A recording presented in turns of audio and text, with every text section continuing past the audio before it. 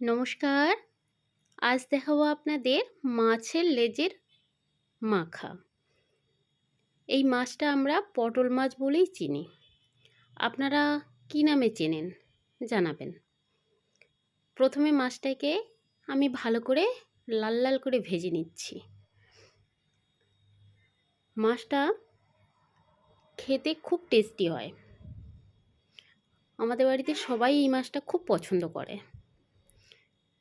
এবার দেখুন, পেঁয়াজ আর রসুনটা ভেজে নিচ্ছি ভালো করে। এটাও লাল লাল করে ভেজে নেব।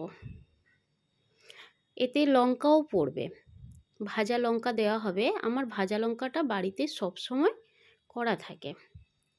এবার ভালো করে মাছটাকে ছাড়িয়ে নিচ্ছি যাতে কাঁটা না থাকে। এমনিতেই মাছটায় খুব কম কাঁটা। এবারে রসুনগুলোকে একটু ভালো করে থেতো করে নিচ্ছি, গোটা গোটা হয়েছিল তো তাই। এরপর দেখুন, ভাজা লঙ্কা যে করে রেখেছিলাম, দেখুন ভাজা লঙ্কাটাকেও ভালো করে ডলে নিচ্ছি। সবগুলো একসাথে নুন তেল দিয়ে মাখিয়ে নিচ্ছি। এরপরে মাছটাকে ভালো করে মাখিয়ে নিচ্ছি। একটু ভালো করে যত মাখাবেন তত মাছটা কিন্তু ভালো লাগে। এই মাখাটা খেতে, মাছের মাখাটা খুবই ভালো লাগে। এই মাখা দিয়েই আপনার এক থালা ভাত খাওয়া হয়ে যাবে। ছেলেকে ভাতটা খেতে দিয়ে দিলাম।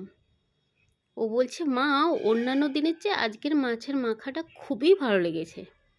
সত্যি বলতে কি, আমিও খেয়ে দেখলাম, সত্যি খুব ভালো লাগছে।